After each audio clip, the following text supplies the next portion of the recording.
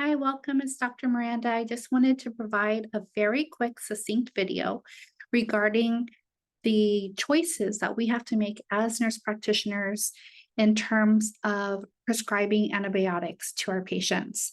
And I just want to remind you that antibiotic selection can seem very complicated, but if we can narrow it down to the mechanism of action, so classification, and knowing what type of bacteria each class is best suited for, then that will take some of the guesswork away from antibiotic selection.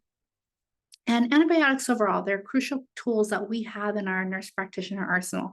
We have to know how to use it. Which tool is best for doing what? And we are going to go through the different antibiotic classifications now. And just as a reminder and a supplement to the recorded lectures from previous weeks, we'll go through and talk about that briefly. All right, so penicillins and cephalosporins are both beta-lactam antibiotics. Amoxicillin is a prototype for penicillin. Cephalexin is a prototype for cephalosporins. And there's many generations of cephalosporins. As beta-lactams, they are highly effective against treating gram-positive bacteria, and they work by disrupting the synthesis of the bacteria cell wall.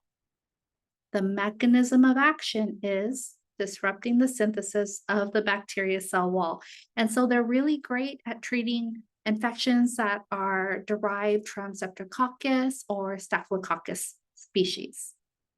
The macrolides, on the other hand, their mechanism of action is the interference of bacterial protein synthesis. And our prototype drugs are azithromycin or even erythromycin. And they work well against atypical pathogens like Mycoplasma pneumoniae, which is why we can use this for pneumonia. And also chlamydia is another disease process that macrolides are great for treating. Fluoroquinolones are antibiotics that are considered broad spectrum agents, and they're going to treat both the gram-positive and the gram-negatives.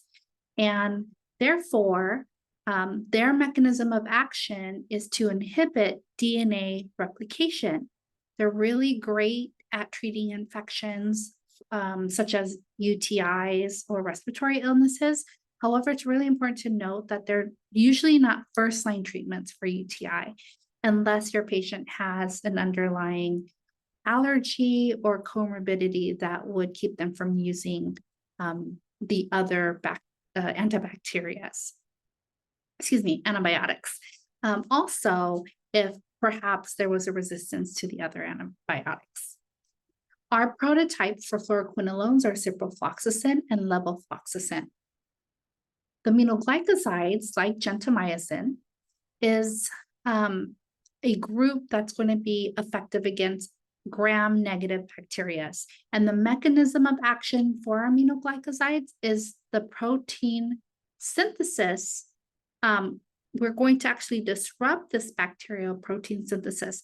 And how we are able to do this is the antibiotic will bind to the 30S ribosomal subunit. And once it binds there, that's how we're disrupting protein synthesis.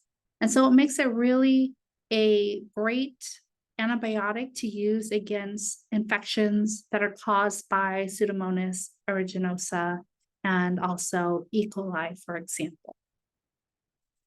Just a reminder, you're always going to tailor your treatment in order to achieve maximum efficacy. So though we might start by prescribing broad spectrum antibiotics, if we are able to narrow it down by obtaining a culture, then we should be doing that. And we might have to change from a broad to a narrow spectrum once we have those results.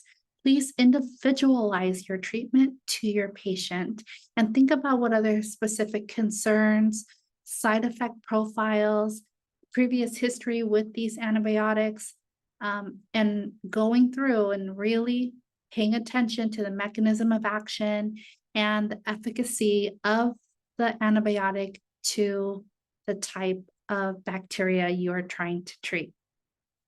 So, in conclusion, just remember this is not a one size fits all bacteria type approach.